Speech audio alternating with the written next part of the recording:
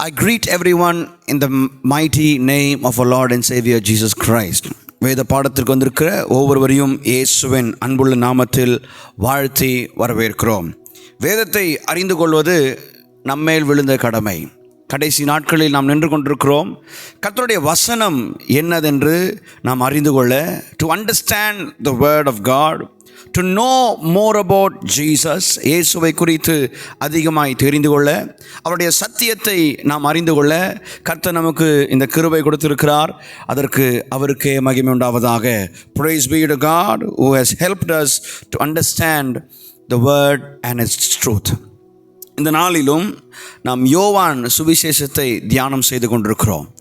We are meditating gospel according to John. And last week we saw about how John describes Jesus in his first chapter. முதல் அதிகாரத்தில் இயேசுவை எப்படி யோவான் சுவிசேஷகர் வெளிப்படுத்துகிறார் என்பதை நாம் கடந்த வாரம் பார்த்தோம். இந்த வாரம் நாம் பார்க்கிற அதிகாரம் இரண்டாவது அதிகாரம். இந்த இரண்டாவது அதிகாரத்தில் 25 வசனங்கள் நிறைந்த ஒரு அதிகாரம். The second chapter consists of 25 verses and it has three important experiences or incidents that happens. முதல் 12 வசனங்களில் கானா ஊரில் ஒரு கல்யாணம் நடக்கிறது. அந்த கல்யாணத்தை குறித்து யோவான் எழுதுகிறார். 13ஆம் வசனம் முதல் 22ஆம் வசனம் வரைக்கும் பார்த்தீங்கன்னா ஆலயத்தை இயேசு கிறிஸ்து சுத்திகரிக்கிறார்.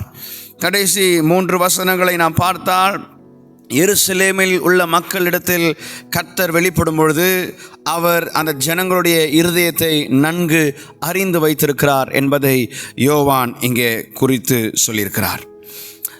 We have seen first chapter last week, and this week we are looking into the second chapter, which has 25 verses.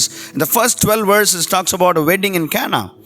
From verse 13 to 22, it talks about Jesus cleansing the temple where there were all businesses and merchandise that were happening. And the last 3 verses talks about the discernment that Jesus had with the people in Jerusalem. இந்த கண்ணோட்டத்தில் நாம் இந்த அதிகாரத்துக்குள்ளே போக போகிறோம். அதில் நான் முக்கியமாக நாம் பார்க்கிற ஒரு விஷயம் என்ன, நான் பேச போகிற அந்த விஷயங்களில் மிக மிக முக்கியமான விஷயம், நமக்கு நன்கு அறிந்த ஒரு சம்பவம், கானா ஊரில் ஒரு கல்யாணம். வசனம் 1 நாம் வாசிப்போமாக. யோவான் சுவிசேஷம் 2வது அதிகாரம் அதனுடைய முதல் வசனத்தை நாம் வாசிப்போமாக. 3ஆம் நாளிலே கலிலேயாவில் உள்ள கானா ஊரிலே ஒரு கல்யாணம் நடந்தது. இயேசுவின் தாயும் அங்கே இருந்தாள். ஆண்டவருடைய வசனம் இங்கே நமக்கு தெளிவாக தேவன் கொடுத்திருக்கிறார். 3வது நாளிலே என்று சொல்லி இந்த அதிகாரத்தை ஆரம்பிக்கிறார் யோவான் சுவிசேஷகர். On the third day,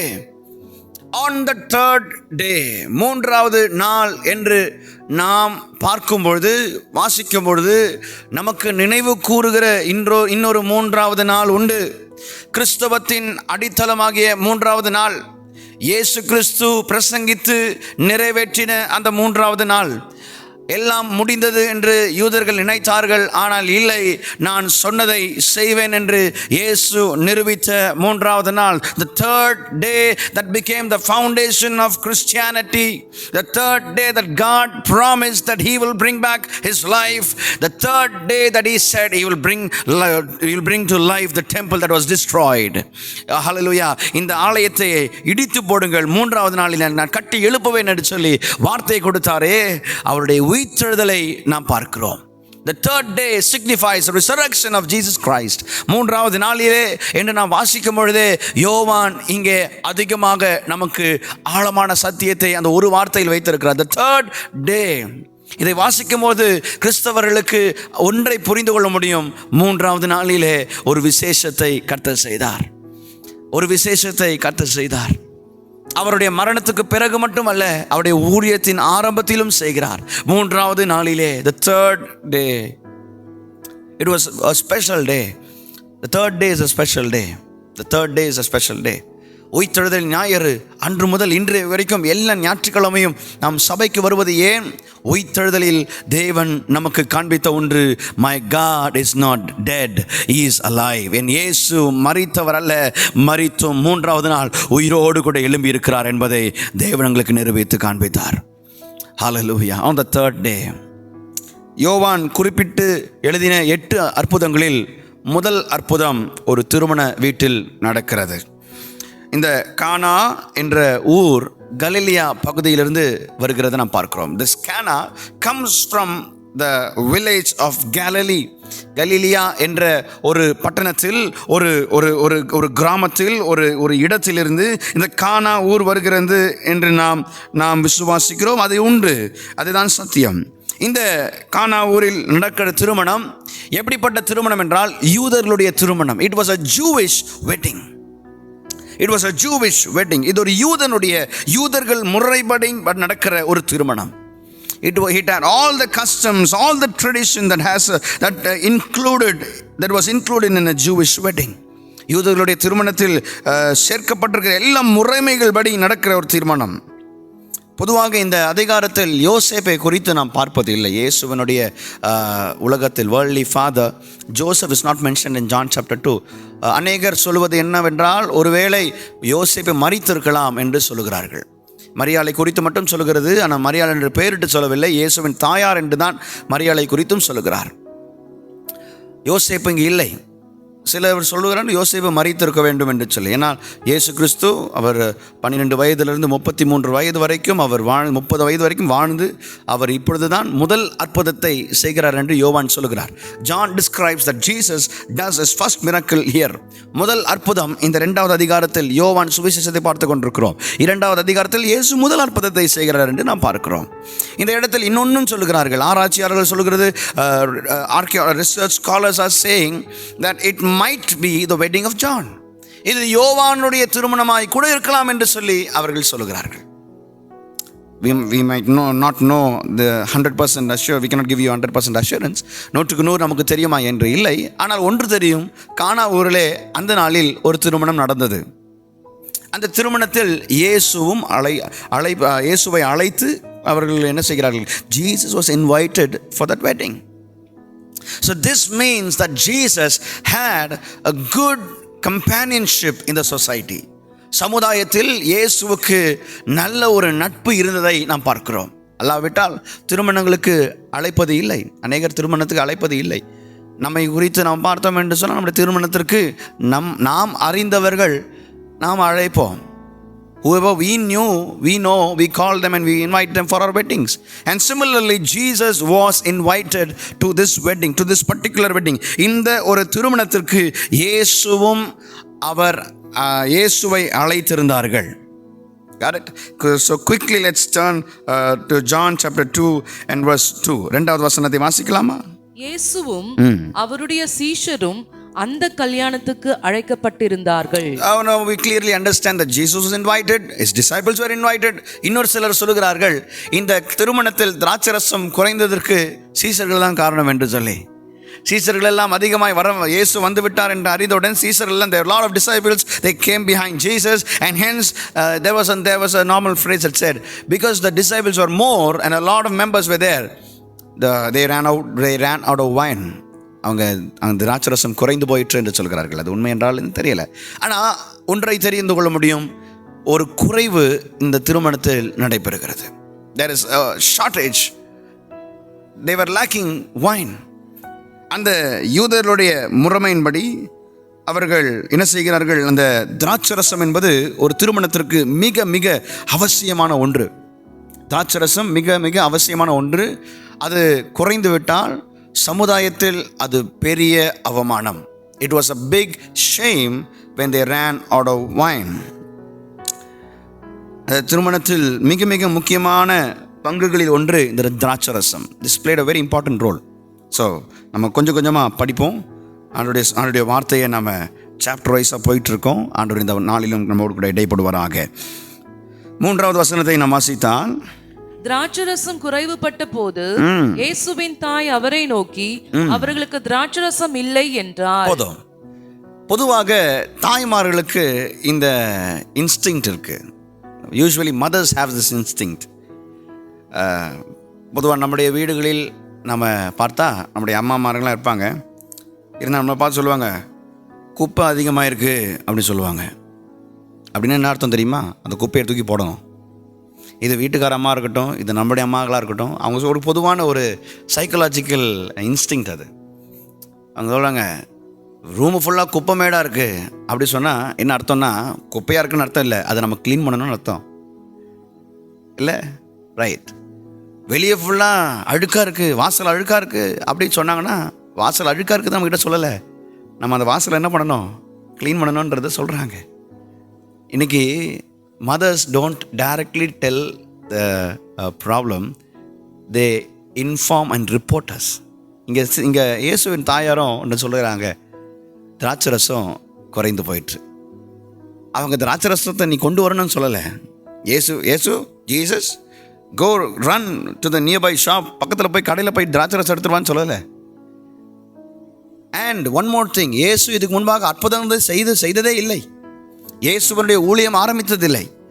முதல் முறையாக இப்படி ஒரு சூழ்நிலை ஏற்படுகிறது. But the mother of Jesus new.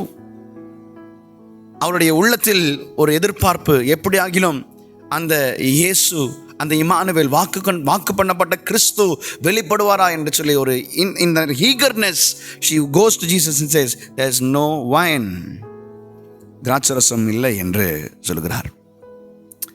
another fascinating thing, இங்க இன்னொரு அதிர்ச்சியான விஷயம் நடக்குது.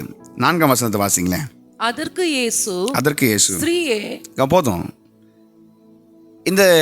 இந்த வசனம் நிறைய பேருக்கு விளங்குறது இல்லை. ஸ்திரீயே, Jesus calling is mother woman. இயேசு தன்னுடைய தாயை பார்த்து ஸ்திரீயே என்று அழைக்கிறார். இப்போ நம்மளை யோசிங்களேன், நம்முடைய தாய் நம்ம கிட்ட சொல்கிறாங்க, ஒரு விஷயத்தை சொல்கிறாங்க, இது செய்யணும்ப்பா அப்படி சொல்லும்போது நம்முடைய தாயை பார்த்து நாம் ஸ்திரீயே என்று சொன்னால் என்ன நடக்கும்னு கொஞ்சம் நம்ம யோசித்து பார்க்கணும். அதுக்கப்புறம் அடுத்த வார்த்தை வராத அளவுக்கு நமக்கு என்ன ஒரு தண்டனையோ ஒரு பனிஷ்மெண்ட்டோ ஒரு பெரிய ரியாக்ஷனோ நடக்கும். ஸ்திரீயே என்று சொல்லி இயேசு மரியாதை குறையாய் பேசவில்லை. இட் வாஸ் நாட், இது ஒரு மரியாதை குறைந்த வார்த்தைகள் அல்ல, கனம் குறைந்த வார்த்தை அல்ல. அநேகர் நம்ம சொல்கிறது, இப்படி என்னப்பா மரியாதை கொடுக்கலையே, வயசுக்கு மரியாதை கொடுக்கலையே, உறவுக்கு மரியாதை கொடுக்கலையே என்று அல்ல. இயேசு பண்போடு சாஃப்ட்லி he says woman. ஏன் சொல்கிறார் தெரியுமா? 2 அர்த்தம் உண்டு. என்ன அது? முதல் அர்த்தம் என்ன சொல்கிறதா, நீ இதுவரையும் எனக்கு தாயாக இருந்தாய், ஆனால் நான் இன்று முதல் உன்னுடைய கட்டளையை கேட்பதல்ல, உன்னுடைய சித்தத்தை நிறைவேற்ற அல்ல, என் பிதாவின் சித்தத்தை நிறைவேற்றுகிறவனாக நான் இருக்கிறேன். இயேசு இங்கே ஸ்திரீயே என்று சொல்லும் பொழுது அவர் காண்பித்த முதல் காரியம் என்ன தெரியுமா? மேரி, ஸ்திரீயே, தாயே, இதுவரைக்கும் நீ எனக்கு கட்டளை கொடுத்த, இதுவரைக்கும் எனக்கு பொறுப்பு கொடுத்த, இதுவரைக்கும் எனக்கு இதை செய்ய வேண்டும் என்று சொல்லி வலியுறுத்தினாய், எல்லாம் சரி, இதுவரையும் செய்து விட்டேன். ஆனால் இனி நீ சொல்லுகிற அந்த பேரண்டல் பாண்ட் எனக்கு இல்லைப்பா. நீ சொல்லுகிற அந்த பேரண்டல் பாண்ட் இனி என்னுடைய வாழ்க்கையில் செயல்படாது. I have a divine bond that is with my father in heaven. பரலோகத்தின் தந்தையோடு கூட எனக்கு ஒரு நெருக்கம் உறவு உண்டு. அவர் சொல்லுவதை தான் நான் இனி செய்வேன் என்று சொல்லி அவர் நிரூபிக்கிறார். மற்ற தாய்க்கு பார்த்தா கோவம் வந்திருக்கும், ஆனால் மரியாளுக்கு உள்ளத்தில் சந்தோஷம். ஏன்னா தாய் கர்ப்பத்தில் தேவதூதன் பேசுகிற அந்த வார்த்தையை நிறைவேறுகிறதை கண்கள் காணும் பொழுது மரியாளுக்கு ஒரு சந்தோஷம். ஹல்லேலூயா. ஆண்டவர் இந்த இடத்துல தன் தகப்பன் பரலோகத்தின் தந்தையினுடைய சித்தத்தை மட்டும்தான் நிறைவேற்றுவார் என்று சொல்லி இதே யோவானில் பல இடத்தில் பேசியிருக்கிறார். ஒரு வசனத்தை வாசிக்கலாமா? யோவான் 5ஆம் அதிகாரத்தை திருப்பிக்கலாம். யோவான் 5ஆம் அதிகாரம் 19ஆம் வசனத்தை வாசிக்கும் போது என்ன சொல்கிறார்? அப்பொழுது இயேசு அவர்களை நோக்கி, மெய்யாகவே நான் உங்களுக்கு சொல்லுகிறேன், பிதாவானவர் செய்ய குமாரன் காண்கிறது எதுவோ அதையே அன்றி வேறொன்றையும் தாமாய் செய்ய மாட்டார். அவர் எவைகளை செய்கிறாரோ அவைகளை குமாரனும் அந்தபடியே செய்கிறார். அதே அதிகாரம் 30ஆம் வசனத்தை வாசித்தால் கர்த்தர் என்ன பேசுகிறார்? யோவான் மூலமாக என்ன எழுதுகிறார்? நான் என் சுயமாய் ஒன்றும் செய்கிறதில்லை, நான் கேட்கிறபடியே நியாயம் தீர்க்கிறேன். எனக்கு சித்தமானதை நான் தேடாமல் என்னை அனுப்பின பிதாவுக்கு சித்தமானதையே நான் தேடுகிறபடியால் என் தீர்ப்பு நீதியா இருக்கிறது. யோவான் சுவிசேஷகர் பல்வேறு இடத்தில் இயேசு மனிதருடைய சித்தத்தை நிறைவேற்றுவேன் என்று சொல்லவில்லை, பிதாவின் சித்தத்தை மட்டும்தான் நிறைவேற்றுவேன் என்று சொல்லியதன்படியால் அவர் அதை எழுதியிருக்கிறார். He has written in many places that Jesus only does the will of the Father in heaven. அப்ப இந்த இடத்துல மரியாள் ஒரு விஷயத்தை காண்பிக்கும் போது மரியாளை பார்த்து சொல்லுகிறார், நீ சொல்லுகிற உன் சித்தத்தை நான் நிறைவேற்ற அல்ல, இந்த இடத்தில் பிதாவின் சித்தத்தை மட்டும் நான் நிறைவேற்றுவேன் அப்படின்னு சொல்லுகிறார். ஒன்று, நான் ஜெபித்து பிதா ஓகே சொன்னா நான் செய்வேன் என்பதை காண்பிக்கிறார். No more parental bond, From today, you should understand that I have divine bond with the Father in heaven. பரலோகத்தின் தந்தையோடு கூட என்னோடு கூட எனக்கும் அவருக்கும் ஒரு உறவு உண்டு, ஒரு நெருக்கம் உண்டு. அதன்படி தான் நான் செய்வேன். ஸ்திரீயே, வாசிங்க. ஸ்திரீயே, எனக்கும் உனக்கும் என்ன? Now you understand? எனக்கும் உனக்கும் என்ன அப்படின்னா, no more flesh. From today, the flesh turned into divine bond. உனக்கும் எனக்கும் என்ன? என் வேலை இன்னும் வரவில்லை என்றார். ரெண்டாவது அர்த்தம் இந்த இடத்துல ஏன் ஸ்திரீயே என்று சொன்னார் என்றால், அவர் காண்பிக்கிற ரெண்டாவது விஷயம், I do not work in your timing, I work only in divine timings. தெய்வீகத்துவத்தை காண்பிக்கிற இயேசு இங்கே வெளிப்படுத்துகிற ரெண்டாவது விஷயம் என்ன தெரியுமா? உங்களுடைய நேரத்துக்கெல்லாம் நான் அற்புதம் செய்ய மாட்டேன். பரலோகத்தின் தேவன் எனக்கு ஒரு நேரத்தை வைத்திருக்கிறார், எனக்கு ஒரு காலம் உண்டு, அந்த காலத்தில் தான் நான் செயல்படுவேன் என்று தேவன் வெளிப்படுத்துகிறார். ஸோ நம்முடைய வாழ்க்கையில் நாம் ஜெபிக்கும் பொழுதும் தேவனிடத்தில் கேட்கும் பொழுதும் நாம் அறிந்து கொள்ள வேண்டிய ஒரு சத்தியம் என்ன? தேவன் என் காலத்தில் என் நேரத்தின்படி நடக்கிறவர் அல்ல. அவர் தன்னுடைய நேரம் வைத்திருக்கிறார், அவர் ஒரு காலம் வைத்திருக்கிறார். அதுவரையும் நான் காத்திருந்து அந்த காலத்தில் நிறைவேறும் பொழுது நான் பெற்றுக்கொள்ள எங்களை ஒப்புக் கொடுக்கிறேன் ஆண்டவரே. நம்முடைய விசுவாச பிள்ளைகளுடைய ஏக்கம் விருப்பம் எல்லாம் ஒன்று, நீர் என்னுடைய நேரத்தில் செய்ய வேண்டும் இல்லை நான் கேட்கக்கூடாது. உம்முடைய நேரத்தில் நிறைவேற்றுகிற வரையும் என்னை நீ காத்துக்கொள்ளும் ஆண்டவரே, என்னை நீர் பராமரித்துக் கொள்ளும் ஆண்டவரே, எனக்கு பலன் தாரும் ஆண்டவரே என்று சொல்லி நாம் காத்திருக்க வேண்டும். That is what mature Christians and radical Christians believe and they live accordingly. நம் வாழும்போது நாம் கேட்கிற ஒரு விஷயம், இயேசு என்னுடைய நேரத்தில் செயல்பட மாட்டார், அவருடைய நேரத்தில் செயல்படுகிற வரைக்கும் நான் காத்திருக்கிறேன் என்று நாம் ஒப்புக் கொடுக்க வேண்டும். அல்லேலூயா. கர்த்தர் பெரிய காரியங்களை அவர் செய்கிறார்.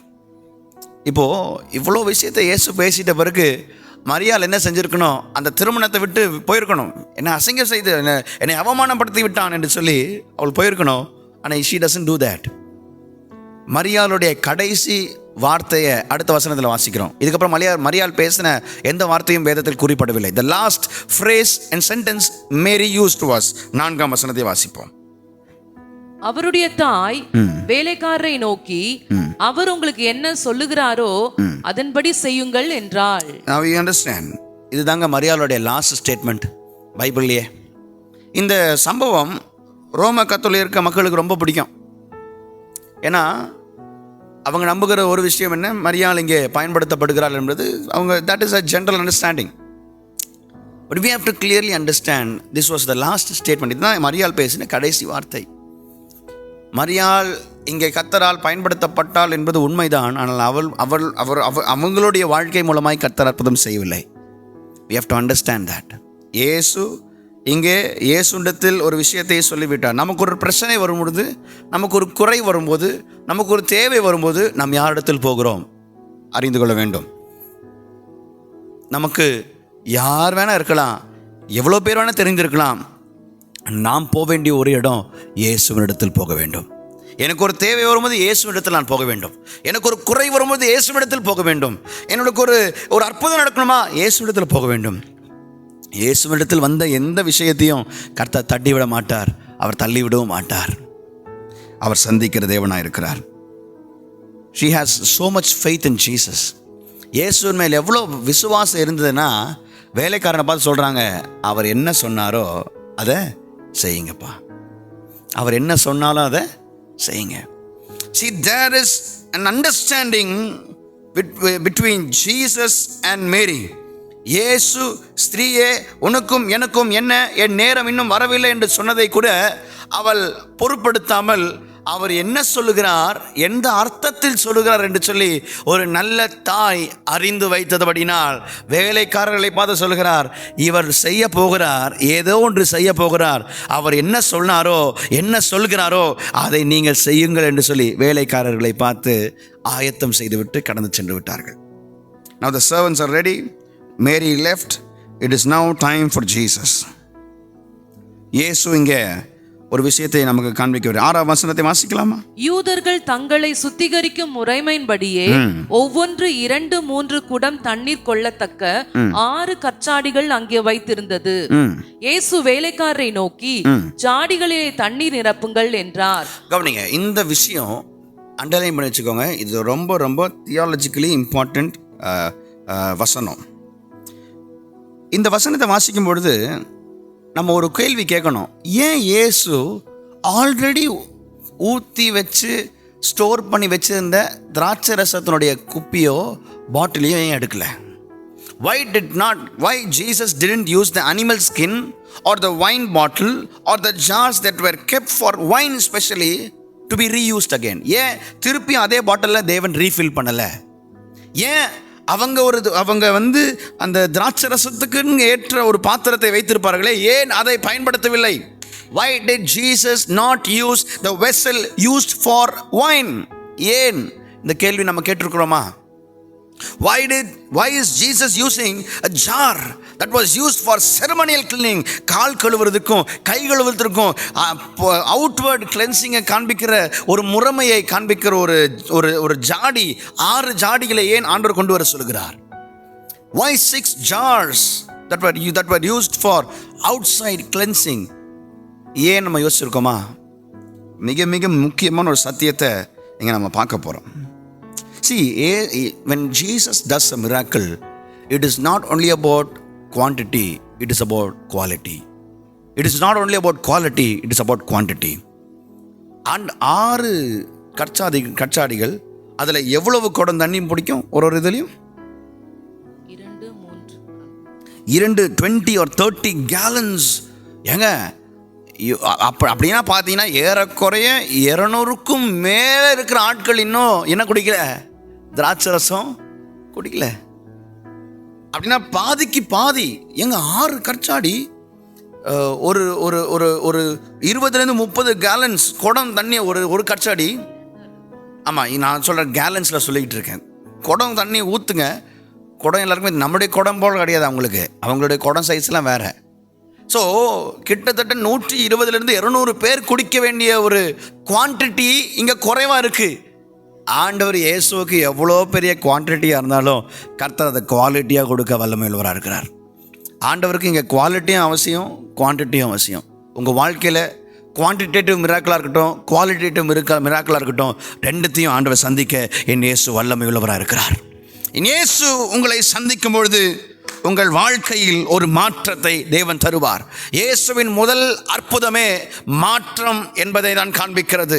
இயேசுவின் முதல் அற்புதம் it talks about conversion, it talks about change, it talks about அது மாற்றத்தை பற்றி பேசிக் கொண்டிருக்கிறது. கன்வர்ஷன். இந்த இடத்துல கவனிங்க. யூதர்கள், நான் பேசுவது கேட்கிறது நான் விசுவாசிக்கிறேன். There are also a lot of people who have joined in Google Meet. Thank you so much. நான் பேசுவது சரியாக கேட்கிறது நான் விசுவாசிக்கிறேன். ஸ்தோத்திரம். இந்த 6 கற்சாடி நல்ல கவனிங்க. யூதர்கள் தங்களுடைய புறம்பான சரீரத்தை கழுவ அவங்க பயன்படுத்துகிறாங்க. அண்டர்ஸ்டாண்ட்? Outward cleansing. கால் கழுகணும், முகம் கழுகணும், கை கழுகணும் என்று சொல்லி வெளி சுத்தத்தை பார்க்கிற அந்த யூத மக்களுக்கு முதலில் ஆண்டவர் என்ன செய்கிறார் தெரியுமா? அந்த கற்சாடி எடுத்து அதில் தண்ணீர் ஊற்ற சொல்லி அந்த தண்ணீர் நிரப்பப்பட்ட தண்ணீரை என்னவா மாற்றுகிறார் தெரியுமா? திராட்சை ரசமாய் மாற்றுகிறார். புதிய ஏற்பாட்டில் திராட்சை ரசம் எதை காண்பிக்கிறதுன்னு சொன்னால் இரத்தத்தை குறிக்கிறது. Wine talks about blood. இயேசு இங்கே திராட்சை ரசத்தை அவர் நம்ம வாசிக்கும் போது 1 கொரிந்தியர் 10 வாசிக்க வேண்டாம், 11ஆம் அதிகாரம் நம்ம பார்த்தோம்னா இயேசு என்ன செய்கிறார்? லாஸ்ட் சப்பர் எழும்பி நின்று என்ன செய்கிறார்? அவர் அப்பத்தையும் திராட்சரசையும் எடுத்து, இது என் நாமத்தில் உண்டாகின புதிய உடன்படிக்கை என்று சொல்லி, என் ரத்தத்தில் உண்டாகின புதிய உடன்படிக்கை, new கவர்னன்ட் I am giving you என்று சொல்லி ரத்தத்தைக்கு அடையாளமாக திராட்சரசத்தை காண்பிக்கிறார். இதுவரைக்கும் வெளியே இருக்கிற சுத்தம் தான் முக்கியம் நினைக்கிற மக்களுக்கு முதல் இயேசு காண்பிக்கிற ஒன்று வெளியரங்கமான சுத்தம் அல்லப்பா. அந்த திராட்சரசம் உள்ளே போகும்போது உள்ளான சுத்தத்தை தான் ஆண்டவர் மதிக்கிறார். அதை விலை உயர்ந்ததாய் நினைக்கிறார். வெளியே நம்ம கிறிஸ்தவனை வாழ்கிறது அல்ல, உள்ளே இருந்து நாம் உண்மையாக இருப்பதை கர்த்தர் விரும்புகிறார். அந்த திராட்சரசம் உள்ளே போகும்போது, ரத்தம் உள்ளே எடுக்கும் போகிறது என்ன நடக்குது? என் உள்ளம் சுத்திகரிக்கப்படுகிறது. என்னுடைய சரீரம் சுத்திகரிக்கப்படுவதை விட என் உள்ளம் சுத்திகரிக்கப்படுவது மிக மிக முக்கியமான ஒன்று என்று சொல்லி நாம் பார்க்கிறோம். சீசர்கள் எல்லாம் ஒரு வயல்வெளியாக நடக்கும்போது கைகள் கழுகாமல் என்ன செய்கிறார்கள், அந்த வயல்வெளியில் இருக்கிறதெல்லாம் சாப்பிடும்போது நிறைய பேர் வந்து இயேசுகிட்ட கம்ப்ளைண்ட் பண்ணுறாங்க, உங்கள் சீசர்கள் எல்லாம் கை கழுகாமல் என்ன பண்ணுறாங்க, அவங்க சாப்பிட்றாங்க, இது எங்களுக்கு அசுத்தமாகி விடுகிறதே. அப்போ இயேசு சொல்கிறார், வெளியிலேருந்து உள்ளே போகிறது அசுத்தம் செய்யாதப்பா, உள்ளேருந்து வெளியே வர்றது தான் ஒரு மனுஷனை தீட்டுப்படுத்துது, அசுத்தப்படுத்துன்னு கர்த்தர் சொல்கிறார். God was very clear about inward cleansing. இன்றைக்கு நாம் பரிசுத்தமாய் வாழுகிறது போல நடிக்கிறது கர்த்தர் விரும்பவில்லை. உள்ளத்திலிருந்து உண்மையாகவே கர்த்தருடைய பிள்ளை பரிசுத்தமாய் இருப்பதை தான் தேவன் விரும்புகிறார். அதற்காக தான் கிளென்சிங்க்கு பயன்படுத்தின அதே பாத்திரத்தை கர்த்தர் கொண்டு வந்து உண்மையான கிளென்சிங் என்ன என்பதை தம்முடைய பிள்ளைகளுக்கு தேவன் நிரூபித்து காண்பித்தார். அல்லேலூயா. It was not about outward cleansing. It is about the inward cleansing. இந்த வசனத்தை பார்த்தீங்கன்னா தண்ணீர் என்னவா மாறினது, ரசமாக, திராட்சை ரசமாய் மாறினது. இந்த தண்ணீரை பொதுவாக ஆராய்ச்சியாளர்களாக இருக்கட்டும் சரி, பொதுவான ரிசர்ச் ஸ்காலர்ஸாக இருக்கட்டும், பொதுவான தியாலஜன்ஸாக இருக்கட்டும், என்ன சொல்ல, water is compared to old கவர்னன்ட், பழைய உடன்படிக்கைக்கு ஒப்பிட்டு சொல்லுவார்கள். திராட்சை ரசத்தை புதிய உடன்படிக்கைக்கு ஒப்பிட்டு சொல்லுவார்கள். இப்போ சிலர் சொல்லுவாங்க புதிய உடன்படிக்கை தான் வேணும், சிலர் சொல்லுவாங்க பழைய உடன்படிக்கை தான் வேணும். ஆனால் தேவ பிள்ளைகளை 2 உடன்படிக்கை நாம் படித்திருக்கிறது அவசியம். நான் ஒன்று சொல்லுகிறேன், வைன் கம்ஸ் ஆஃப்டர் வாட்டர். கரெக்டாக? தண்ணீர் என்னவாய் மாறுகிறது, ரசமாய் மாறுகிறது. அப்போ பழைய உடன்படிக்கையிலிருந்து தான் என்ன வருது, வாட்டர்லேருந்து தான் வைன் வருது போல, பழைய உடன்படிக்கையிலிருந்து தான் என்ன வருகிறது, புதிய உடன்படிக்கை வருகிறது. அப்புறம் பார்த்தீங்கன்னா வைன் கம்ஸ் ஃப்ரம் வாட்டர், தண்ணியில் இருந்து தான் திராட்சை ரசம் வருது. அப்போ புதிய உடன்படிக்கை வெளியிலிருந்தெல்லாம் வரல, பழைய உடன்படிக்கையிலிருந்து தான் இயேசு புதிய உடன்படிக்கையை நமக்கு தருகிறார். சிலர் சொல்லுவாங்க பழைய ஏற்பாடு நமக்கு வேண்டாம், புதிய ஏற்பாடு மட்டும் போதும் என்று சொல்கிறார்கள். புதிய ஏற்பாட்டு ஒரு நாளும் பழைய ஏற்பாட்டை ஒதுக்கிவிடவில்லை, ஒழித்து விடவும் இல்லை. புதிய ஏற்பாடு பழைய ஏற்பாட்டிலிருந்து தான் வருகிறது. புதிய ஏற்பாட்டு பழைய ஏற்பாட்டினுடைய தொடர்ச்சி என்று தான் நம்ம பார்க்கிறோம். இன்றைக்கி தேவஜனமே, இன்னொன்றும் சொல்லுகிறேன், அப்படின்னா பழைய ஏற்பாடை மட்டும்தான் நம்ம வாசிக்கிறோமா, நம்ம அப்படி கிடையாது, நம்ம புதிய ஏற்பாட்டு கிறிஸ்தவர்களாக இருக்கிறோமே என்று சொன்னால், wine is better than water. புதிய உடன்படிக்கை பழைய உடன்படிக்கையை விட சுத்தம் உள்ளது, இனிமையானது, அது நம்முடைய வாழ்க்கையை மாற்றக்கூடியது, நமக்கு நெருக்கமானது என்று நாம் பார்க்கலாம். பழைய உடன்படிக்கையில் பழைய ஏற்பாட்டில் கொடுக்கப்பட்ட 619 நியாய பிரமாணத்தையும் நிறைவேற்றினா தான் ஒருத்தன் கிறிஸ்தவன் சொன்னால் இந்த உலகத்தில் கிறிஸ்தவர்களே இருக்க முடியாது. கர்த்தர் அதனாய் பார்த்து என்ன செய்தார், அவர் எல்லாத்தையும் சுருக்கி 2ஆக மாற்றினார். உன்னை நேசிக்கிறது போல பிறரை நேசி, அதற்கு முன்பாக உன் முழு உள்ளத்தோடும் முழு பலத்தோடும் முழு மனதோடும் முழு இருதயத்தோடும் செய், ஆண்டவரை நேசி, ஆண்டவரை அன்பு செலுத்து என்று சொல்லி 2ஆக மாற்றினார். தேவஜனமே, God made us to study and know about the new covenant and the law of the new covenant, and He made it very easy for us to understand and apply it in our lives. நம்முடைய வாழ்க்கையில் அபியாசப்படுத்த கர்த்தர் இதை செய்கிறார். இந்த இடத்துல நம்ம கவனிச்சோம் என்று சொன்னால் 3 மக்களை நம்ம பார்க்குறோம். 1 மரியாள், 2வது வேலைக்காரர்கள், 3வது சீஷர்கள். நீங்கள் இதே அதிகாரத்தில் நீங்கள் வாசிச்சிங்கன்னா 11ஆம் வசனத்தை வாசிப்போம். இவ்விதமாக இயேசு இந்த முதலாம் அற்புதத்தை கலிலேயாவில் உள்ள கானா ஊரிலே செய்து நம்முடைய மகிமையை வெளிப்படுத்தினார். அவருடைய சீஷர்கள் அவரிடத்தில் விசுவாசம் வைத்தார்கள். தேவஜனமே, 3 வித்தியாசமான மக்களை இந்த இடத்தில் பார்க்கிறோம். 1 மரியாள் என்ன செய்கிறாள், அவரிடத்தில் என்ன கற்றுக்கொள்ளலாம்? What can we learn from Mary? The first type of people, first type of group of people, அதாவது முதல் 3 கூட்டத்தார் யார் என்றால் மேரியை போல மரியாளை போல இருக்கிற கூட்டத்தார். அவர்கள் என்ன செய்கிறார்கள்? இயேசுவை கேளுங்கள். Ask Jesus. ஒரு தேவையா? இயேசுவை கேளு. ஒரு டவுட்டா? இயேசுவை கேளு. ஒரு சந்தேகமா? இயேசுவை கேளு. ஒரு விஷயம் வேணுமா? இயேசுவை கேளு. Ask Jesus. முதல் கூட்டம் எதை நமக்கு காண்பிக்கிறது என்றால், ஒரு தேவை, ஒரு அற்புதம், ஒரு அதிசயம், ஒரு குறைவு, இதெல்லாமே வாழ்க்கையில் வருது. ஒரு நெருக்கம், ஒரு உபத்திரவம், எங்கே போகுது? இயேசுவை கேளு. Ask Jesus. 2வது கூட்டத்தார் வேலைக்காரர்கள். இயேசுவோடு கூட இருந்த வேலைக்காரர்கள் என்ன செய்யறான் தெரியுமா? Obey Jesus. 2வது கூட்டம் நமக்கு என்ன காண்பிக்கிறது? இயேசுவுக்கு கீழ்ப்படி. obey Jesus. மரியாள் ask Jesus என்றால் servant வேலைக்காரர்கள் obey Jesus, இயேசுவை கீழ்ப்படி. இயேசு என்ன சொல்கிறார், இயேசு எப்படி சொல்கிறார், இயேசு யாரிடத்தில் சொல்கிறார் என்று நாம் பார்த்து கீழ்ப்படிய வேண்டும். மூன்றாவது கூட்டத்தார் சீசர்கள் என்ன செய்கிறார்கள், இயேசுவை விசுவாசி, believe Jesus. ஆமென். நம்ம எந்த கூட்டத்தில் இருக்கிறோம்? இந்த மூன்றுமே அவசியம் தேவஜனமே. மேரி stands for asking Jesus, ask Jesus. Servants symbolizes us to obey Jesus. Disciples show us to believe Jesus. மரியாள் இயேசுவை கேள் என்று நம்மிடத்தில் சொல்கிறார். அந்த வேலைக்காரர்கள் இயேசுவுக்கு கீழ்ப்படிங்கள் என்று நமக்கு கற்றுக் கொடுக்கிறார்கள். சீசர்களோ இயேசுவை விசுவாசியுங்கள் என்று நமக்கு கற்றுக் கொடுக்கிறார்கள். Ask, obey and believe. தேவஜனமே, இந்த கானா ஒரு திருமணம் நமக்கு இவ்வளவு அழுத்தமான காரியங்களை தேவன் நமக்கு கற்றுக் கொடுக்கிறார். இந்த இந்த அற்புதம் நடந்த பிறகு இயேசு என்ன செய்கிறார், அந்த இடத்துல நடந்த சம்பவத்தை நான் சொல்லுகிறேன். 13ஆம் வசனத்தை 14ஆம் வசனத்தை வாசியுங்கள். பின்பு யூதருடைய பஸ்கா பண்டிகை சமீபமாய் இருந்தது. அப்பொழுது இயேசு எருசலேமுக்கு போய் தேவாலயத்திலே ஆடுகள் மாடுகள் புறாக்கள் ஆகிய இவைகளை விற்கிறவர்களையும் காசுக்காரர் உட்கார்ந்திருக்கிறதையும் கண்டு கயிற்றினால் ஒரு சவுக்கை உண்டு பண்ணி அவர்கள் யாவரையும் ஆடு மாடுகளையும் தேவாலயத்துக்கு புறம்பே துரத்தி விட்டு காசுக்காரருடைய காசுகளை கொட்டி பலகைகளை கவிழ்த்து போட்டு. போதும். இந்த இடத்துல நம்ம பார்த்தா முதல்ல இயேசு சாந்தமா அமைதலா ஒரு நல்ல ஒரு அட்மாஸ்பியரில் ஒரு திருமண வீட்டில் அப்படியே அந்த பிரச்சனையே தெரியாதபடிக்கு என்ன செய்கிறார், ஒரு கன்வர்ஷனை செஞ்சார். முதல்ல கிறிஸ்தவத்துக்கு தேவை கன்வர்ஷன். அப்படின்னா மாற்றம் தேவை, சிந்தையில் ஒரு மாற்றம் தேவை, எண்ணங்களில் ஒரு மாற்றம் தேவை, விசுவாசத்தில் ஒரு மாற்றம் தேவை, நம்பிக்கைகளில் ஒரு மாற்றம் தேவை, மனதில் ஒரு மாற்றம் தேவை. மாற்றம், கிறிஸ்தவமே மாற்றம் என்ற அடிப்படையில் தான் மாறிக்கொண்டிருக்கிறது. நம்ம ஓடிக்கொண்டிருக்கிற நோக்கம் மாற வேண்டும். நித்திய அழிவுக்கு ஓடிக்கிட்டு இருக்கிறோம், ஆனால் கர்த்தர் நம்மளை மாற்றி நித்திய ஜீவனுக்கு கொண்டு வருகிறார். அதுவே பார்த்தீங்களா, we are converted from hell to heaven. நரகத்திலிருந்து பரலோகத்திற்கு மாற்றப்படுகிறோம்.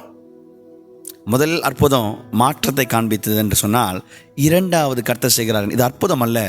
இரண்டாவது இதே அதிகாரத்தில் கர்த்தர் என்ன சொல்கிறார் தெரியுமா? ஆண்டவர் சுத்திகரிப்பை பேசுகிறார்.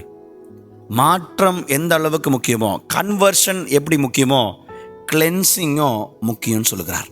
ஒரு விசுவாசி தேவனை அறிந்து இயேசு கிறிஸ்துவை சொந்த இரட்சகராக ஏற்றுக்கொண்டு தன் வாழ்க்கையை ஒப்பு கொடுக்கும் போது அவன் மாறுகிறான். மாற்றம் அடைந்த அவன் மாற்றத்திலே இருக்கக்கூடாது, அவன் சுத்திகரிப்புக்கு நேராய் வர வேண்டும். சுத்திகரிப்பு, நம்ம பாவத்திலிருந்து இயேசு சுத்திகரித்திருக்கிறார். நமக்கு ஒன்று தெரியுமா, நமக்கு கிடைத்த the greatest miracle that we ever received was forgiveness of sin. இன்னைக்கு நமக்கு என்ன தெரியுமா, நம்ம நிறைய பேர் விசுவாசிகளுக்கு என்ன தெரியுமா, இயேசு எந்த அற்புதமும் எனக்கு செய்யலை, இயேசு என் வாழ்க்கையில் ஒன்றுத்தையும் செய்யலை, 40 வருஷம் விசுவாசியாக இருந்துட்டேன், இயேசு எனக்கு எதுவுமே செய்கிறது போல இல்லையப்பா அப்படின்னு சொல்கிறாங்க. ஆனால் அவங்க ஒன்றை மறந்து கொள்கிறார்கள். என்ன தெரியுமா, பாவத்திலிருந்து இயேசு அவங்களை மன்னித்து பாவ மன்னிப்பாகிய நிச்சயத்தை கொடுத்தாரே, அதுவே அவங்க வாழ்க்கைக்கு பெரிய அற்புதம். அப்போ நம்ம சொல்லவே முடியாது எனக்கு அற்புதமே இயேசு செய்யலன்னு சொல்ல முடியாது. The greatest miracle I personally received was forgiveness of sin. இன்னைக்கு யாரும் பாவ மன்னிப்பை தர முடியாது, காசு பணம் தர முடியாது, அதிகாரங்கள் தர முடியாது, அரசாங்கம் தர முடியாது. ஆனால் இயேசு இன்றைக்கு நமக்கு தருகிற ஒன்று, உங்கள் பாவம் மன்னிக்கப்பட்டது என்று சொல்லி தேவன் அவளை பாட்டு சொல்கிறார். இயேசுவை ஆராதிக்கிற, இயேசுவை விசுவாசிக்கிற நமக்கு பாவ மன்னிப்பு உண்டு, forgiveness of sin. அதுதான் தேவஜனமே கர்த்தர் சொல்கிறார், சுத்திகரிப்பு அவசியம். ஆலயத்தை கர்த்தர் என்ன செய்கிறார், சுத்திகரிக்கிறார். ஆலயத்தை சுத்திகரிக்கிறார். பஸ்கா பண்டிகை புளிப்பில்லாத அப்பத்தை அவர்கள் என்ன செய்வார்கள், சாப்பிடுவார்கள். அன்லீவன் பிரெட் என்று சொல்வார்கள், புளிப்பு இல்லாத அப்பம். அப்போ சுத்திகரிப்பில் ஒன்று விஷயம் நாம் புரிந்து கொள்ள வேண்டும். சில அவசியம் இல்லாத விஷயங்களை நம்ம தூக்கி எறிவது தான் சுத்திகரிப்பு அல்லவா? அப்போ புளிப்பெல்லாம் என்ன பண்ணிடணும், எடுத்து தூக்கி போடணும். அப்பங்கள் என்ன செய்யக்கூடாது, இந்த சாப்பாட்டில் பிள்ளைகளும் அந்த நம்ம நிறைய விஷயம் தேவை இல்லாத விஷயங்களை தூக்கி எறிவது தான் இந்த கர்த்தர் சுத்திகரிப்பை காண்பிக்கிறார். இந்த ஆலயத்திற்கு இது தேவையில்லை. என்ன தேவையில்லை? ஆலயமாக இருக்க வேண்டும். ஆனால் இது என்னவா மாறிக்கொண்டிருக்கிறது, இது ஒரு shopping மாலாக மாறிக்கொண்டிருக்கிறது. Everywhere when we turn, people are buying and giving, people are selling and buying. Profit loss, இந்த மாதிரி வார்த்தைகள் எல்லாம் சபையில் கேட்கக்கூடாது. எவ்வளோ ப்ராஃபிட் வருது, எவ்வளோ லாஸ் வருது, இன்றைக்கு என்ன நடக்குது, சபைகள் பிஸ்னஸாக போய்கொண்டிருக்கிறது. இன்றைக்கு சபைகள் இப்படியாக ப்ராஃபிட் லாஸ் என்று போகிற சபைகளில் நாம் இல்லாதபடிக்கு பரலோகத்தில் நம்மை கொண்டு போகும் சபைகளில் கர்த்தர் நம்மளை நிறுத்தி வைக்க தேவன் உதவி செய்வாராக. ஒரு சபை உங்களை ப்ராஃபிட்டுக்கு கொண்டு வந்து நிறுத்துகிறது சபை அல்ல. தேவஜனமே, பரலோகத்தில் உங்களை போய் நிறுத்துகிறது தான் சபை. இன்றைக்கு நாம் அறிந்து கொள்ள வேண்டிய, உங்கள் சபை பாவத்தை குறித்து கண்டித்து உணர்த்துகிறதா, அந்த சபை நல்ல சபை. உங்கள் சபை ஆத்மாவை குறித்து ஜெபித்து உங்களுக்காக ஜெபிக்கிறதா, நல்ல சபை. ஆனால் where there is talkings, discussion about profit, loss, விற்கிறது, வாங்கிறது, காசு, பணம், இப்படி என்று போகிறவர்களை கர்த்தர் சுத்திகரிக்க விரும்புகிறார். God wants to cleanse our churches and temples. Temple சொன்னால் கட்டிடத்தை மட்டும் பேசலை, உங்கள் உள்ளத்தை பேசுகிறார். ஆண்டவர் சொல்கிறாரு, இந்த ஆலயத்தை இடிங்கப்பா, 3 நாளில் நான் என்ன செய்வேன். இந்த வசனத்தில் கர்த்தர் பேசுகிறார். கர்த்தர் என்ன சொல்கிறார்? 19ஆம் வசனத்தை வாசிங்களேன். இயேசு அவர்களுக்கு பிரதியுத்தரமாக, இந்த ஆலயத்தை இடித்து போடுங்கள், 3 நாளைக்குள்ளே இதை எழுப்புவேன் என்றார். நல்லா கவனிச்சிங்களா? இயேசு முதல் அற்புதத்திலேயே ஆண்டவர் தன்னுடைய இரத்தத்தை குறித்த மேன்மையை ஜனங்களுக்கு காண்பித்தார். சுத்திகரிப்புக்கு யூஸ் பண்ண அந்த அந்த அந்த கற்சாடியிலேயே திராட்சை ரசத்தை கொடுத்து என்ன செய்ய போகிறார்? கடைசியில் அந்த சீசர்களை பார்த்து பேசுவதை முதலே சிம்பலைஸ் பண்ணிட்டார்.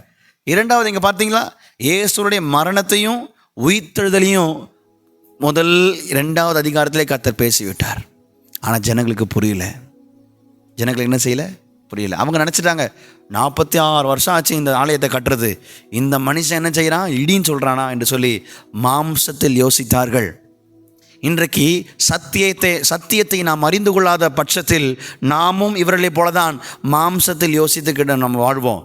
ஆனால் கர்த்தருடைய ஜனமே, கர்த்தருடைய பிள்ளையே, கர்த்தர் நமக்கு இன்னும் ஆழங்களை கற்றுக் கொடுக்க தான் நம்மை கர்த்தர் அழைத்து கொண்டு வந்திருக்கிறார். தேவ ஆலயத்தில் உட்கார்ந்து கொண்டிருக்கலாம், அல்லது இந்த சத்தத்தை நீங்கள் கேட்டுக்கொண்டிருக்கலாம். ஒன்றை புரிந்து கொள்ள வேண்டும், என் இயேசு தன்னுடைய மரணத்தையும் உயிர்த்தெழுதலையும் யோவான் கடைசியில் பேசலை, மத்தேயு கடைசியில் பேசலை, கர்த்தர் யோவான் முதலிலே பேசிட்டார். முதலிலே கர்த்தர் பேசிவிட்டார். ஆண்டவர் சொன்ன அந்த சத்தியங்களை இவர்கள் அறியாமல் இருந்தார்கள். இந்த அதிகாரம் முடியும் போது அந்த வசனம் வாசிக்கலாமா? 23 25 வசனம் வாசிக்கலாம். பஸ்கா பண்டிகையிலே அவர் எருசலேமில் இருக்கையில் அவர் செய்த அற்புதங்களை அநேகர் கண்டு. இந்த வசனம் அற்புதங்கள், சைன்ஸ் அப்படின்ற வார்த்தை கிரீக் வேர்டில் சிமியோன் என்ற அர்த்தம். கிரீக் வார்த்தையில் சிமியோன் என்று சொல்வார்கள். நீங்கள் இது குறிப்பிட்டு வச்சுக்கோங்க. இந்த சிமியோன், SEMEION, சிமியோன்ற வார்த்தை புதிய ஏற்பாட்டில் 72 முறை பயன்படுத்தப்பட்டிருது. 72 டைம்ஸ் சிமியோன், சைன்ஸ், அடையாளம், அற்புதம் அப்படின்ற சிமியோன்றது 72 முறை புதிய ஏற்பாட்டில் எழுதி வைத்திருக்கிறாங்க. அதில் 23 முறை யோவான் சுவிசேஷத்தில் மட்டும் இருக்கு. 72 முறையில் 23 முறை யோவான் சுவிசேஷத்தில் எழுதி வைத்திருக்கிறார். Because John wanted to prove that Jesus was God. இயேசு ஆண்டவர் என்பதை யோவான் அந்த மக்களுக்கு, கிரேக்க கலாச்சாரத்தில் வாழ்ந்து கொண்டிருந்த மக்களுக்கு, ஜீசஸ் சிமியோன் செய்வார். Science he proved that he wanted to prove Jesus was God to the Greek culture people and to the Jewish audience. இன்றைக்கு தேவஜனமே, இப்போ வாசிங்க 24ஆம் வசனம். அப்படி இருந்தும் இயேசு எல்லாரையும் அறிந்திருந்தபடியால் அவர்களை நம்பி இணங்கவில்லை. கவனிச்சிங்களா? இயேசு அற்புதம் செய்தார், இயேசு சுத்திகரித்தார். ஆனால் அதற்கு மேலே 3வது ஒரு விஷயம், இயேசு ஜனங்களை பகுத்து அறிந்தார். நம்ம கன்வெர்ட் ஆகலாம், நம்ம க்ளீன் பண்ணலாம். ஆனால் 3வது விஷயம் இயேசு கற்றுக் கொடுக்கிறார். ஒரு விசுவாசி பகுத்து அறிகிற அறிவு நமக்கு அவசியம். ஜனங்கள் ஒரு நாள் நம்மளை இகழ்ந்து பேசுவார்கள், ஒரு நாள் நம்மளை புகழ்ந்து பேசுவார்கள், ஒரு நாள் நம்மளை உயர்த்தி பேசுவார்கள், இன்னொரு நாள் நம்மளை தாழ்த்தி பேசுவார்கள். ஒரு நாள் கைத்தட்டி நம்மளை பாராட்டுவார்கள், ஆனால் மற்றொரு நாள் கை உதறிவிட்டு ஓடி விடுவார்கள். தேவ ஜனமே, இயேசு காண்பித்த 3வது முக்கியமான காரியம் என்ன? ஜனங்கள் மாறுவார்கள், ஜனங்களை நம்பி ஊழியம் செய்யாதீர்கள், ஜனங்களை நம்பி வாழாதீர்கள். உங்களை அழைத்த ஆண்டவர் அவர் மாறுவதில்லை. அவரை நம்பி வாழ தேவன் நமக்கு உதவி செய்வாராக. அவரை நம்பி இருக்கிறவர்களுக்கு பகுத்தறிகிற அறிவை தேவன் தருகிறார். இவர்கள் ஒரு நாள் நம்முடைய கண்களுக்கு முன்பாக புகழ்ந்து நமக்கு முதுகுக்கு புறம்பு போய் அவர் நம்மளை இகழ்ந்து பேசுகிறார்கள், குற்றம் குறைய பேசுகிறார்கள். இதெல்லாம் மனிதனுடைய குணங்கள். It is general human nature. ஆனால் இங்கே இயேசு காண்பிக்கிற ஒன்று, Jesus was very very very strict and he had the discernment in his heart. ஜனங்களை நம்பி நான் ஊழியத்திற்கு வரலை, ஜனங்களை நம்பி நான் அற்புதம் செய்யலை. பிதா என்ன சொல்கிறாரோ அதை நிறைவேற்றதான் நான் வந்திருக்கிறேன். இந்த இடத்துல உங்கள் வேலை ஸ்தலத்தில் இருக்கலாம், படிக்கிற இடத்துல இருக்கலாம், வீட்டில் இருக்கலாம், உங்கள் உறவினக்காரங்க நடுவில் இருக்கலாம். நீங்கள் ஏதோ கட்டாயத்தின் பேரிலையோ ஏதோ உங்களுடைய கீர்த்தி புகழுவதற்காகவோ உங்களுடைய பெருமைக்காகவோ அல்ல. அந்த வேலையில், அந்த படிப்பில், அந்த குடும்பத்தின் நடுவில் பிதாவானவர் மகிமைப்படுவாரா, தேவன் மகிமைப்படுவாரா என்பதை நாம் அறிந்து வாழ கர்த்தர் நமக்கு உதவி செய்வாராக. இன்றைக்கு 3 விஷயத்தை நாம் பார்த்தோம். 1, இயேசு ஒரு திருமண வீட்டில் ஒரு அற்புதத்தை செய்தார். 2வது, இயேசு ஆலயத்தில் சுத்திகரிப்பை கொடுக்கிறார். 3வது, இயேசு ஜனங்களை பகுத்து அறிந்து வைத்திருந்தார். எருசலேம் மக்கள் என்றுதான் கர்த்தர் பேசுகிறார் அல்லவா? God was talking about the people in Jerusalem. அவர் எருசலேமில் இருக்கிற மக்கள். எருசலேமில் இருக்கிறவங்கெல்லாம் பணம் படைத்தவங்க. They were rich and wealthy people in Jerusalem. வேதத்தில் நம்ம பார்த்தோம்னா நம்ம வாசிக்க முடியும். எருசலேமில் people were so rich. அவங்க காசு, அதனால தான் நாங்கள் ஆலயத்தில் பணம் அப்படியே போய்கிட்டு இருக்குது. They were rich. ஆனால் ஆண்டவர் தன்னுடைய ஊழியத்தை காசு பணத்து மேலே வைக்கலை, காசு பணத்தை கொடுக்குறவனிடத்துலையும் வைக்கலை. கர்த்தர் காண்பித்ததெல்லாம் 1, இதை விட மேலான ஒரு விஷயம், பணம் சம்பாதிக்கிறதை விட மேலான விஷயம் என் பிதாவை சந்தோஷப்படுத்துவது என்பதை இயேசு அறிந்து வைத்திருக்கிறார். இன்றைக்கு ஒரு நம்முடைய வாழ்க்கையில் இப்போது ஒரு தீர்மானம் எடுக்கிற ஒரு கட்டத்துக்கு வந்துட்டீங்க. இயேசுவா வேலையா என்று சொல்லும்போது நம்ம எதற்கு ப்ரையாரிட்டைஸ் பண்ணுறோம்? ஃபார் எக்ஸாம்பிள், பொதுவாக ஞாயிற்றுக்கிழமைகளில் நமக்கு வேலை வைத்தா எனக்கு கோடி ரூபாய் கொடுத்தாலும் நான் ஆலயத்துக்கு தான் போவேன் என்று நாம் தீர்மானம் எடுப்போமா? அல்லது ஆலயம் இந்த வாரம் காத்திருக்கட்டும், நான் சம்பாதித்து விட்டு அடுத்த வாரம் காணிக்கை இன்னும் அதிகமாக கொடுக்கிறேன் என்று வேலைக்கு போவோமா? The choice is yours. நம்முடைய வாழ்க்கையில் தீர்மானம் நம்ம தான் எடுக்கணும். ஆனால் வைராக்கியமான கிறிஸ்தவர்கள் என்ன செய்வார்கள் தெரியுமா? எருசலேமை நம்பாதபடிக்கு பிதாவுடைய சித்தத்தை மட்டும்தான் நிறைவேற்றுவார்கள். ஆதாயத்துக்காய் வாழாதீருங்கள், ஆதாயத்துக்காய் ஊழியம் செய்யாதீர்கள். அர்ப்பணத்தோடு கூட ஊழியம் செய்யும் பொழுது அந்த அர்ப்பணிப்பை பார்க்கிற தேவன் நிச்சயமாய் மனிதர்களுக்கு முன்பாக நம்மளை உயர்த்துவார், நம்மளை ஆசீர்வதிப்பார். நம் கண்களை மூடி ஜெபிப்போமா? வானத்தையும் பூமியும் படைத்த சர்வ அதிகாரமுள்ள ஆண்டவரே, இன்றைக்கு உம்முடைய பிரசன்னத்தில் உம்முடைய வார்த்தையை தியானிக்க தேவன் கொடுத்த கிருபைக்காக உம்மை நன்றியோடு ஸ்தோத்தரிக்கிறோம் அப்பா. நீர் எங்களோடு கூட பேசுகிற வார்த்தைக்காய் ஸ்தோத்திரம். நீர் காண்பித்த இந்த 2வது அதிகாரத்தின் வெளிப்பாடுகளுக்காய் ஸ்தோத்திரம். தேவனே, எங்களை முற்றிலுமாய் சமர்ப்பிக்கிறோம். தொடர்ந்து வேத பாடங்களுக்கு எங்களை பங்கு பெற எங்களை அர்ப்பணிக்கிறோம். சத்தியத்தை அறிந்து கொள்ள தேவனுக்கு உதவி செய்வீராக. இந்த சத்தத்தை கேட்டுக்கொண்டிருக்கிற மக்களை கர்த்தர் ஆசீர்வதிப்பீராகப்பா. எங்கள் வாழ்க்கையில் நீங்கள் எதிர்பார்க்க 1, மாற்றத்தை எதிர்பார்க்கிறீர். 2வது, சுத்திகரிப்பை எதிர்பார்க்கிறீர்.